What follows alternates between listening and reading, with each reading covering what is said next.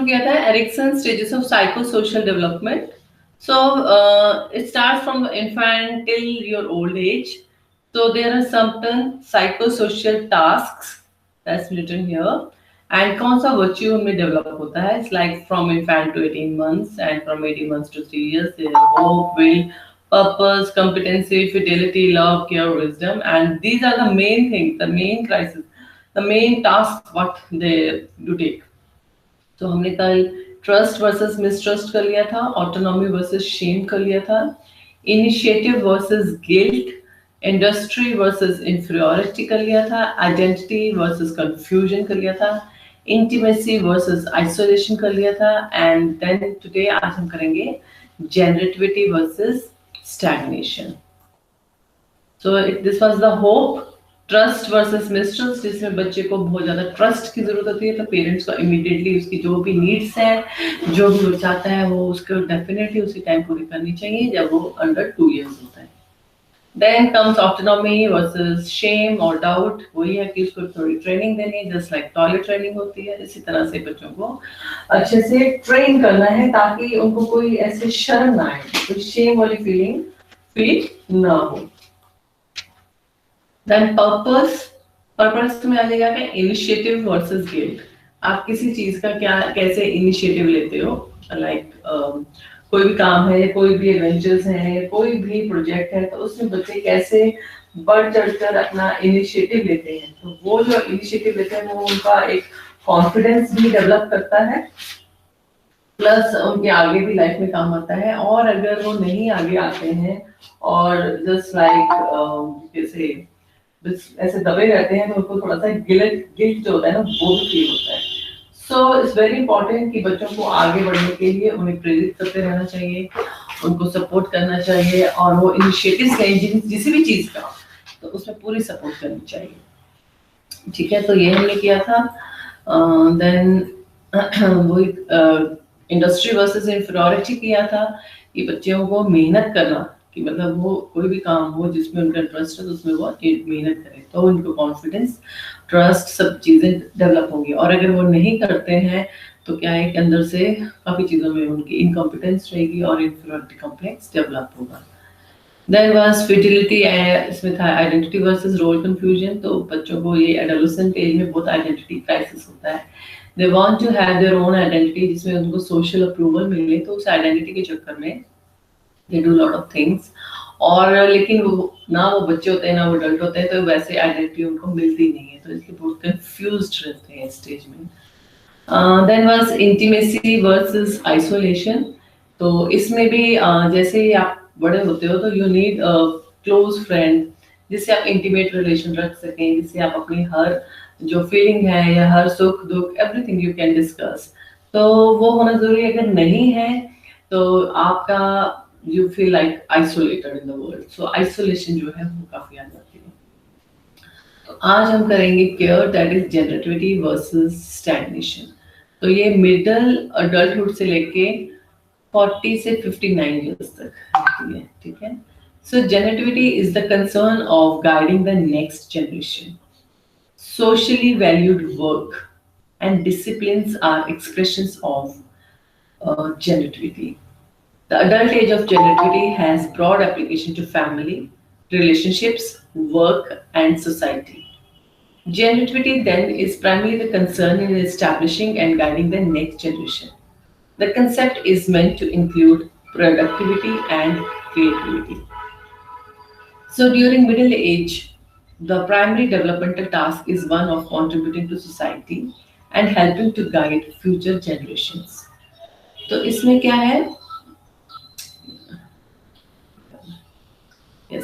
तो इस स्टेज में क्या होता है, जनरेट करना. आप कुछ भी अपनी नॉलेज या अपना केयर या कंसर्न मींस अगली जनरेशन रख देना. Means once if you are married you are having kids also. So आप अपनी नॉलेज, अपनी जो भी चीजें हैं, आप नेक्स्ट जनरेशन को, अपने बच्चों को, या अगर आप सोसाइटी में देना चाहते हैं, जो आज की यूथ है उसको आप टीच कर या फिर किसी भी मीडियम से लाइक राइटिंग और फ्रॉम मीडिया और एनीवेयर एल्स, आप अपनी जो नॉलेज है या अपना जो कंसर्न्स हैं you are sharing with them. ठीक है। एंड लाइक फर्स्ट आपका जैसे इंटीमेट रिलेशन है, you are married to the person, you are having the kids, then you start noticing the growth of the child. ठीक है, तो वो कैसे बड़े हो रहे हैं, सारे फेसेस जो कैसे कवर कर रहे हैं, कैसे इन्फेंट से वो चाइल्डहुड स्टेज में आ रहे हैं, देन वो अडल्ट बन रहे हैं, you are observing all this thing and you are guiding them also. ठीक है, तो ये जनरेट कर रहे हैं आप अपनी नॉलेज को, उनको भी बता रहे हो और प्रोड्यूस भी कर रहे हो। अगर जनरेट नहीं करते हो आप, you are not in the part of this procedure, तो क्या होगा कि आपकी लाइफ स्टैग्नेंट हो जाएगी, रुक जाएगी। ठीक है, तो जो रुकी हुई जो लाइफ है ना, वो आपको अंदर अंदर से खाएगी। सो ये जेनेटिविटी वाला, जब आप सोशल होते हो, बाकी लोगों से मिलते हो, कुछ चीजें लर्न करते हो, आप देखते हो जो बहुत बड़े बुजुर्ग होते हैं वो हमें काफी सारी नॉलेज देते हैं, है ना। और अगर हमारे साथ कोई प्रॉब्लम्स होते हैं, they to share, they to advise us also कि हाँ आप ऐसे कर दीजिए, दिस इज मच बेनिफिशियल। और उनकी एडवाइस बिल्कुल अप्रोप्रिएट भी होती है, आपने भी नहीं सोची होती कि yes the answer is so simple, लेकिन मेरे माइंड में नहीं आया, because we are in the range of anger और फ्रस्ट्रेशन और एनीथिंग एल्स।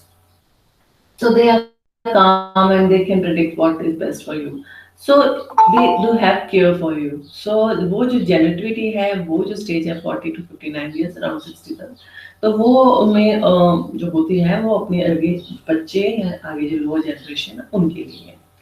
ठीक है, then comes wisdom, that is ego integrative versus despair, late adulthood, that is 60 years and above.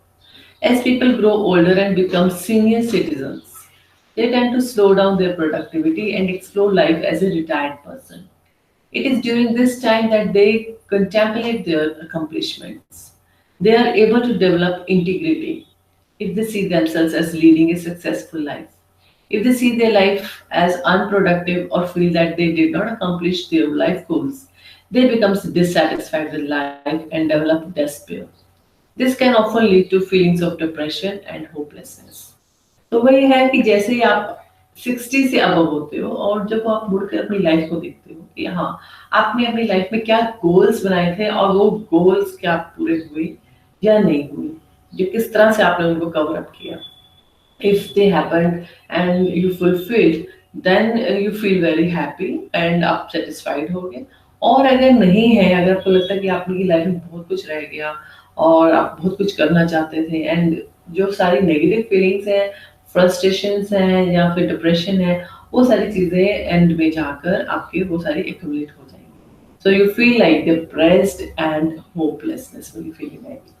ठीक है, तो ये जो स्टेज है दिस इज वेरी इंपॉर्टेंट। इसमें आपको जो पिछली सारी स्टेजेस हैं वो सारी इसमें ऐड होती हैं।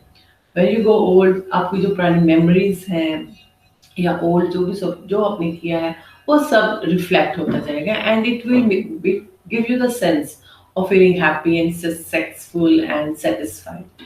सो आप अपनी जो प्रेजेंट जो स्टेज है उसमें जो आपके लाइफ के गोल्स हैं, जो छोटे गोल्स हैं, बड़े गोल्स हैं, जब आप करना चाहते हैं तो डू इट जस्ट, ताकि आप जब बिल्कुल एंड में जब last stages of your life में होंगे तो then you feel no regret कि यार हमने ये नहीं किया, हमने वो नहीं किया, हम यूं करते रहे। So this stage is also very, और इसमें विजडम काफी राइज हो जाता है बिकॉज आपने सारी स्टेजेस कवर कर ली होती हैं। So you are able to give good advice to the younger people also, और anyone who is in a certain dilemma और प्रॉब्लम। तो ये स्टेज है स्टेज ऑफ ईगो इंटीग्रिटी। ठीक है, तो इसमें क्या है कि ईगो इंटीग्रिटी हो जाती है मीन सक्सेसफुल कंप्लीशन है आपके सारे जितने भी प्रीसीडिंग 7 स्टेजेस हैं। और इंटीग्रिटी जो हो जाती है वो है रियली मतलब फेसिंग रियलिटी। इसका मतलब it means facing reality, recognising it and accepting it. ठीक है, एक मैच्योर इंडिविजुअल जो है वो एक सेल्फ कंसेप्ट डेवलप कर लेता है और उसको एक्सेप्ट भी करता है and he is pleased with his role in life and what he produces, जो उसने बनाया और जो उसने किया उससे वो खुश है। So this is very important, जिसमें आपको एक contentment वाली feeling आती है। So the final developmental task is retrospection. People look back on their lives and accomplishments. They develop feelings of contentment and integrity if they believe that they have led a happy and productive life. If they look back on a life of disappointments, unachieved goals, they may instead develop a sense of despair. This stage can occur out of the sequence when an individual feels they are near the end of their life, such as when receiving a terminal disease diagnosis. मतलब वही जब आप बिल्कुल and stage में आ जाते हो तभी आप रियलाइज करते हो आपकी पूरी बैक हिस्ट्री बचपन से लेके अब तक आपने किस टाइप से अपनी लाइफ जी है और आपने अपने आप को कैसे ग्रो किया, वो बहुत इंपॉर्टेंट है कि आप क्या थे और क्या बने and how you managed and how you were successful, तो वो सब चीजें हैं. Then comes the ninth stage. So once 80s and 90s brings with it new demands, reevaluations and daily difficulties. Addressing these new challenges requires designating a new ninth stage. Erickson was 93 years old when she wrote about the ninth stage. Zone Erickson showed that all the 8 stages are relevant and recurring in the ninth stage. In the ninth stage, the psychosocial crisis of the 8 stages are faced again, but with the quotient order reversed. For example, in the first stage, infancy, the psychosocial crisis was trust versus mistrust, with trust being the syntonic quotient and mistrust being the dystonic. So John Erickson applies the earlier psychosocial crisis to the ninth stage as follows. तो जो ninth stage है बिल्कुल वो वही है कि बिल्कुल आप 80s 90s में आ गए हो तो वो बैक जो आप बिल्कुल इन्फेंट होते हैं अपने जगह बहुत जो बुजुर्ग हो जाते हैं लेकिन वो चल भी नहीं पाते ढंग से है ना और बैठ नहीं सकते खा नहीं सकते प्रॉपर्ली, तो वो बिल्कुल जो बच्चों की स्टेज आ जाती है उस स्टेज में होते हैं. तो लेकिन वही सारी स्टेजेस रिपीट भी होती हैं, वही उनको ट्रस्ट चाहिए होता है. ट्रस्ट वो कहाँ से लेंगे, अपने जो बच्चे हैं उनकी जो केयर करते हैं, तो वो सारी चीजें इसमें आ जाती हैं. तो इसमें जैसे इनके चलेंगे बेसिक उल्टा चलेगा mistrust versus trust, that is hope. In the ninth stage, elders are forced to mistrust their own capabilities because one's body inevitably weakens. Yet John Erickson asserts that while there is a light, there is hope for a bright light and revelation. देखिए वही है कि इसमें वो उनको अंदर से हो जाता है कि उनकी बॉडी वीक है, तो वो जो ट्रस्ट वाली फीलिंग होती है ना कि हाँ yes I can do it, तो वो खत्म हो जाती है क्योंकि उनको मालूम कि मैं करना चाहता हूँ लेकिन मैं कर नहीं पाऊंगा क्योंकि मेरी आईज साथ नहीं देंगी या मेरी हैंड साथ नहीं देंगे या मेरी लेग्स नहीं देंगी या I won't be able to sit longer time. तो इस तरह की जो उनकी बॉडी की वीकनेसेस हैं, जो बायोलॉजिकल वीकनेस है, उस कारण उनका एक किसी भी चीज को लेके मिसट्रस्ट डेवलप हो जाता है. ठीक है, लेकिन फिर भी उनके अंदर एक लाइट होती है, एक होप होती है. बिल्कुल depression they know very well कि हाँ ये सब प्रॉब्लम्स है, लेकिन एक अंदर से फिर भी लाइट होती है. Then is shame and doubt versus autonomy, that is will.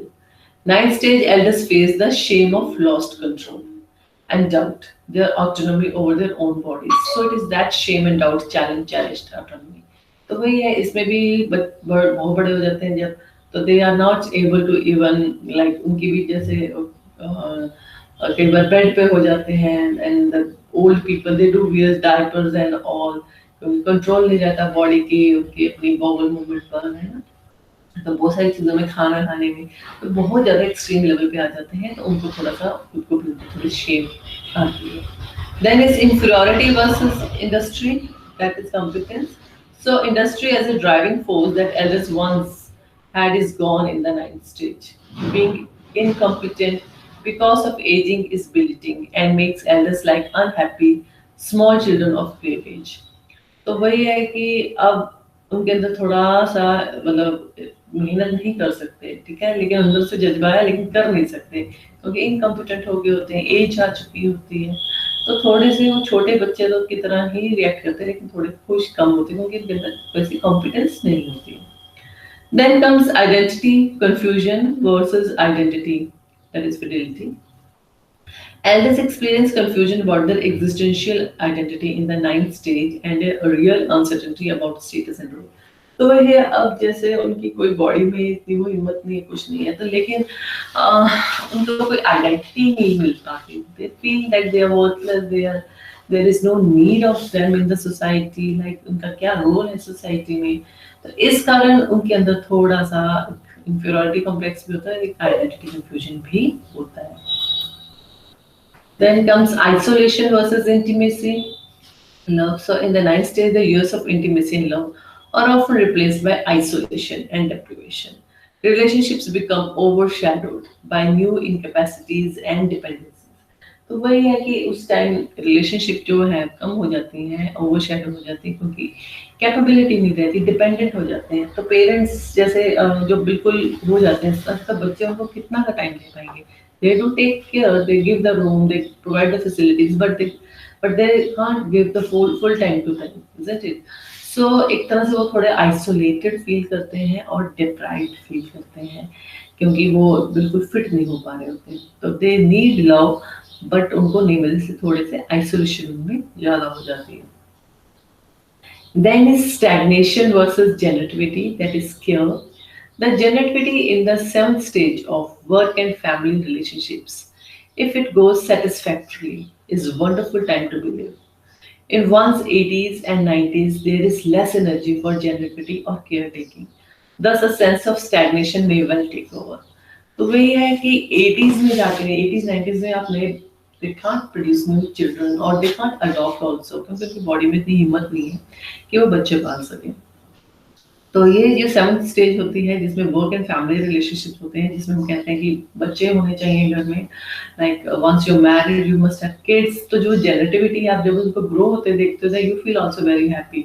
Otherwise क्या है कि आपने अपनी लाइफ में करियर ऐसा बना लिया, बट लाइफ स्टैग्नेंट हो जाती है, रुक जाती है। तो इसमें क्या हो जाता है, इस एज में आके फिर एक स्टैग्नेशन आ जाती है, because you are not producing more children. हाँ, but you enjoy, like you are having children and their children, पोता नाना नौता जो भी आगे की आगे जो जनरेशन चलती है, you enjoy, but you are not capable to like take care of them, क्योंकि 80s 90s काफी बड़ी एज हो जाती है, तो इनफैक्ट उनको बच्चों को होल्ड करना भी मुश्किल लगता है। तो इस तरह इस एज में थोड़ा सा इसीलिए उनकी लाइफ स्टैग्नेंट हो जाती है।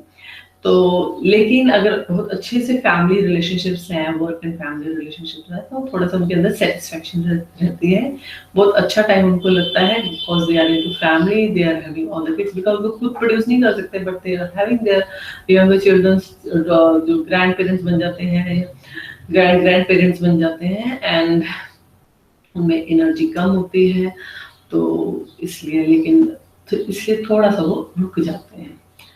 Then comes despair and disgust versus integrity, that is wisdom. Integrity poses a serious demand on the senses of elders. Wisdom requires capacities that ninth stage elders do not usually have. The eighth stage includes retrospection that can evoke a degree of disgust and despair. In the ninth stage, introspection is replaced by the attention demanded to one's loss of capacities and disintegration. तो इसमें वही है कि आपकी जो life, जो आपकी body है, वो बिल्कुल इनकैपेबल हो जाती है, तो उनको एक इंटीग्रेट, उनके अंदर serious demand of the senses of elders, तो एक तरह से बहुत ज़्यादा डिमांड होती है कि like the people should ask them, like the people should take advice from them, ठीक है। तो लेकिन कैपेसिटी वैसी होती नहीं है उस तरह की, और वो उस तरह की फीलिंग में रहते हैं कि लाइक एंड में जो है उनकी काफ़ी ज़्यादा जो because of the loss of their capacities, वो भी इस चीज़ को एक्सेप्ट कर लेते हैं। तो कई ऐसा होता है ना, जैसे लाइक 90s में जो है they are not able to walk talk, या उनके अच्छे से बात भी नहीं कर पा रहे हैं, तो आप उनसे कुछ एडवाइस भी नहीं लोगे, आपको लगेगा कि नहीं, they are not able to rightly provide the advice, वो अपने आप को नहीं संभाल पा रहे, तो हमारी बात को क्या समझेंगे। तो इस तरह से आप उनसे जो पहले जो स्टेज थी वहाँ पे जब आप एडवाइस ले लेते थे, लाइक इन 60s 70s, लेकिन आफ्टर 80s 90s में आप उनसे कुछ ज़्यादा एडवाइस लेना भी पसंद नहीं कर पाओगे, तो इस तरह से उनकी जो विजडम भी है वो भी वही रह जाती है, ठीक है। तो so living in the ninth stage, John Erickson expressed confidence that the psychosocial crisis of the ninth stage can be met as in the first stage, with the basic trust with which we are blessed. तो उन्होंने कहा है ये सारी जो हमने की थी साइकोसोशल टास्क जो हमने सारे किए हैं, what happens in this stage, like in trust versus mistrust, if needs are dependably met, infants develop a basic sense of basic trust. Autonomy versus shame में क्या था, toddlers learn to exercise will and do things for themselves or they doubt their abilities. Initiative versus guilt में क्या होगा, preschoolers learn to initiate tasks and carry out plans, or they feel guilty about efforts to be independent. Industry versus inferiority में children learn the pleasure of applying themselves to tasks or they feel inferior. Identity versus confusion में teenagers work at refining a sense of self while testing roles and then integrating them to form a single identity or they become confused about who they are. Intimacy versus isolation where young adults struggle to form close relationships and to join and to gain the capacity for intimate love or they feel socially isolated. Generativity versus stagnation. The middle aged discover a sense of contributing to the world, usually through family and work, or they may feel a lack of purpose. Integrity versus despair. When reflecting on his or her life, the older adult may feel a sense of satisfaction or failure. So, these were the stages. Development of post Freudian theory. So here comes. Erikson was a student of Anna Freud, the daughter of Sigmund Freud, whose psychoanalytic theory and psychosexual stages contribute to the basic outline of the eight stages, at least those concerned with childhood. Namely, the first four of Erikson's life stages correspond to Freud's oral, anal, phallic, and latency phases, respectively. Also, the fifth stage of adolescence is said to parallel the genital stage in sexual development. Erikson saw a dynamic at work throughout life, one that did not stop at adolescence. He also viewed the life stages as a cycle. The end of one rich generation was the beginning of the next. Seen in its social context, the life stages were linear for an individual but circular for societal development. In Freud's view, development is largely complete by adolescence. In contrast, one of Freud's students, Erik Erikson, believed that development continues throughout life. Erikson took the foundation laid by Freud and extended it through adulthood and into late life. तो जो Freud थे उन्होंने भी हमें एक psycho social theory दी थी, तो उसके बेस पे भी एरिक्सन ने ये सारी थ्योरी बनाई है. तो वही है कि जो हमारी जो डेवलपमेंट है वगैरह बिल्कुल लीनियर नहीं है. It's like circle in society कि हम इन्फेंसी से शुरू होते हैं और एंड में इन्फेंसी पर ही आके रुक जाते हैं. बिल्कुल बचपन से लेके आप अडल्ट बनते हो, अडल्ट से मिडिल एज आती है, देन ओल्ड एज आती है और ओल्ड एज के बाद उसको छोटे बच्चे बन जाते हैं. So there was criticism. One major criticism of Erikson's theory was psychosocial development is that it primarily describes the development of European or American males. Erikson's theory may be questioned as to whether his stages must be regarded as sequential and only occurring within the age ranges he suggested. There is debate as to whether people only search for identity during the adolescent years or if one stage needs to happen before other stages can be completed. However, Erikson states that each of these processes occur throughout the lifetime in one form or another, and he emphasizes these phases only because it is at these times that the conflicts become most prominent. तो वही है कि इस stage में बस वो criticism रहा कि बेसिकली कैसे हम जो भी सारी स्टेजेस हैं वो कैसे कवर हो रही हैं, क्या वो फिक्स है या लेटर ऑन भी हमारे स्टेजेस को थोड़ा सा चेंज हो सकता है. और बच्चों में जैसे कि एडोलेसेंट बच्चों में अपनी आइडेंटिटी का बहुत होता है कि हम कुछ बने, तो क्या वो सिर्फ एडोलेसेंट एज तक ही रहेगा या आगे बीच स्टेजेस में भी जाके वो अपनी चीज को कंप्लीट कर सकते हैं जो फीलिंग उनके उस टाइम थी. तो this all criticism was there कि हाँ जरूरी नहीं कि हमारा जो स्टेज फिक्स कर दी वो फीलिंग उसी स्टेज तक रहे. May be you can complete that feeling in the other stages also. So the final is in conclusion of this article, I would like to mention that Erikson theory is fully based on 5 principles. He believes that all humans have some basic needs, and individual development depends on reaction towards these basic needs. Everyone wants to achieve his or her basic needs in their life.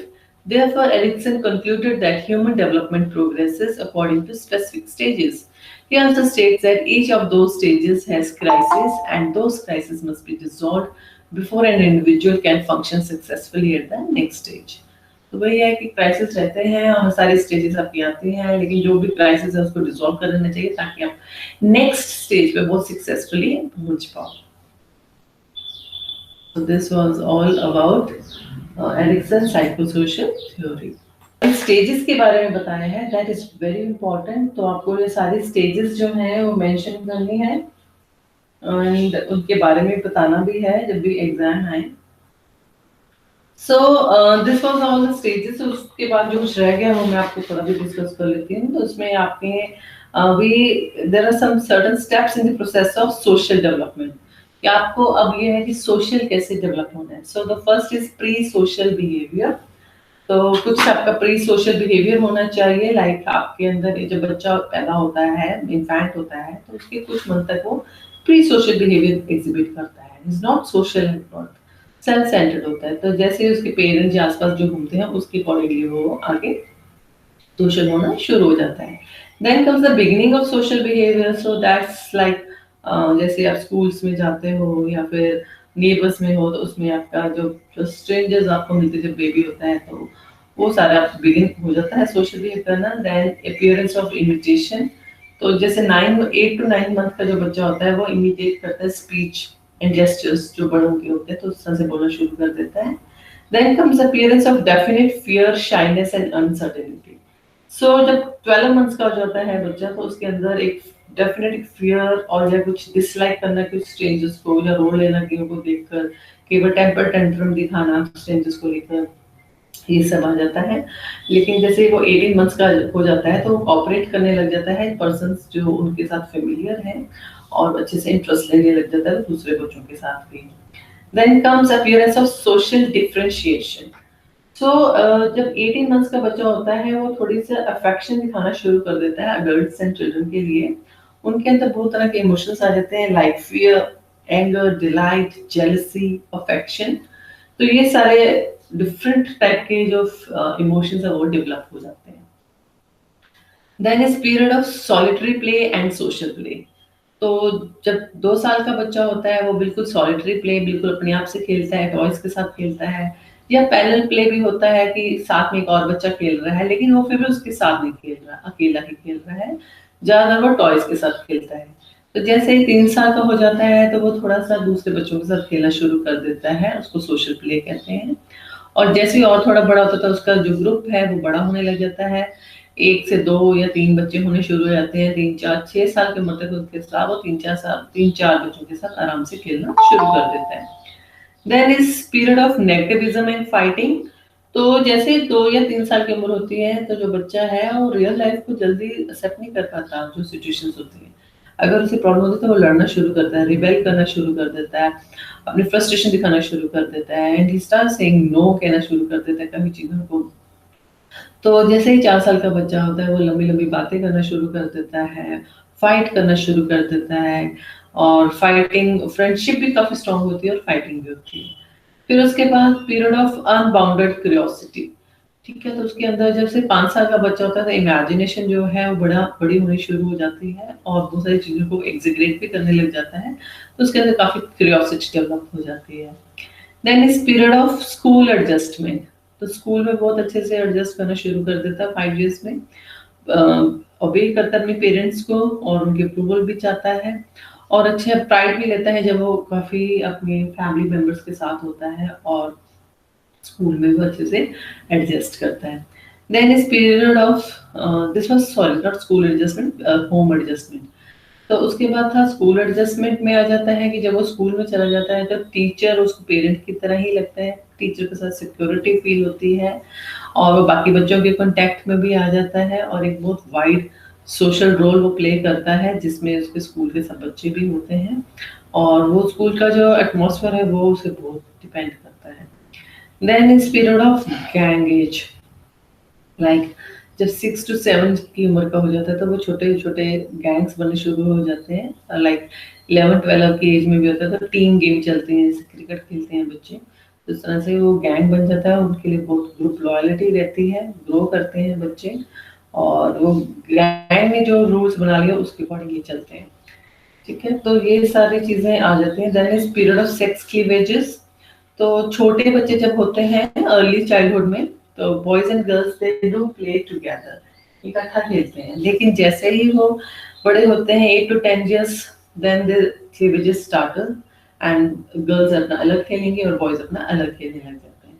लेकिन जब और बड़े हो जाते हैं, adult हो जाते हैं, देन दे अगेन यूनाइट। सो बहुत तरह के बिहेवियर हम देखते हैं सोशल बिहेवियर में बच्चों में, जिसमें नेगेटिविज्म भी है, एग्रेशन भी है, क्वारल है, टीजिंग एंड बुलिंग है, रिवेलरी है, कंपटीशन है, सेल्फिशनेस है, फ्रेंडशिप है, कॉपरेशन है, सोशल अप्रूवल है, सजेस्टिबिलिटी है, कॉन्ट्रा सजेस्टिबिलिटी है, सोशल इंसाइट है। तो ये सारी चीजें हम देखने को मिलती हैं। सोशल डेवलपमेंट जो है बहुत ही इम्पोर्टेंट है बच्चों के लिए, और इसमें फैक्टर्स जो रोल मेन प्ले करते हैं, आपका हेरिडिटी है, आपकी हेल्थ एंड फिजिक है, इमोशनल डेवलपमेंट है, intellectual development, your sex, culture, economic conditions, language, form of government है, कौन से क्लब्स गैंग्स में हो, फैमिली है, नेबर्स है, स्कूल है, प्लेमेट है, कम्युनिटी है, ethnic groups like temple, gurdwara, church, ये सब है। तो ये सब चीजें बहुत बड़ा रोल प्ले करती हैं एक सोशल होने के लिए। देन कम्स द टीचर का क्या रोल है सोशलाइजेशन के लिए? ट्रांसमिशन ऑफ कल्चर बताएं बच्चों को, सोशल आइडियल्स बताएं, ट्रेडिशंस ऑफ स्कूल बताएं, इनकरेज करें उन्हें ग्रुप वर्क के लिए, इनकरेज करें उन्हें हेल्दी कंपटीशन के लिए, और इनकरेज करें हेल्दी ह्यूमन रिलेशनशिप के लिए। तो बच्चे आपस में अच्छे से रिलेशन, और टीचर्स के भी बच्चों से अच्छे रिलेशन होने चाहिए। डेवलप करें उनके अंदर इंटर कल्चरल फीलिंग, दूसरे कल्चर को भी रिस्पेक्ट करना। तो इस तरह से टीचर का भी बहुत बड़ा रोल है बच्चों को सोशल करने में। तो इससे आपकी ये थ्योरी कंप्लीट होती है, Erikson psycho social development, and your time is also over.